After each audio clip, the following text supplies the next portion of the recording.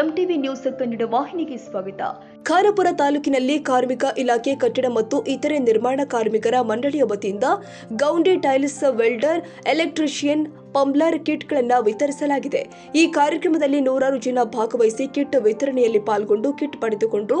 ಕರ್ನಾಟಕ ಸರ್ಕಾರ ಕಾರ್ಮಿಕ ಇಲಾಖೆಯಿಂದ ಈ ಕಾರ್ಯಕ್ರಮಗಳು ಜರುಗುತ್ತಾ ಇದ್ದು, ಮಿಸ್ಟರ್ ಪರ್ಫೆಕ್ಟ್ ಶಾಸಕರು ಆದ ಸಚಿವ ಸಂತೋಷ್ ಲಾಡ್ ಅವರ ಕಾರ್ಮಿಕ ಪರವಾದ ನಿಲುವಿನಿಂದ ಇಂದು ಈ ರೀತಿಯ ಕಾರ್ಯಕ್ರಮಗಳು ಸರ್ಕಾರದ ಮಟ್ಟದಲ್ಲಿ ಜರುಗುತ್ತಿರುವುದನ್ನು ನಾವು ಕಾಣಬಹುದಾಗಿದೆ.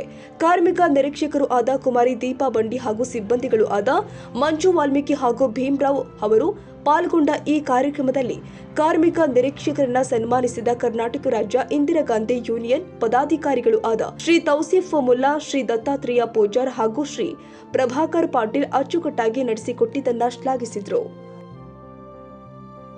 ತಾಜಾ ಸುದ್ದಿಗಾಗಿ ಎಂಟಿವಿ ನ್ಯೂಸ್ 24x7ಗೆ ಸಬ್ಸ್ಕ್ರೈಬ್ ಮಾಡಿ ಮತ್ತು ಬೆಲ್ ಐಕಾನ್ ಅನ್ನು ಒತ್ತಿ. ತಪ್ಪದೇ ಲಿಂಕ್ ಶೇರ್ ಮಾಡಿ.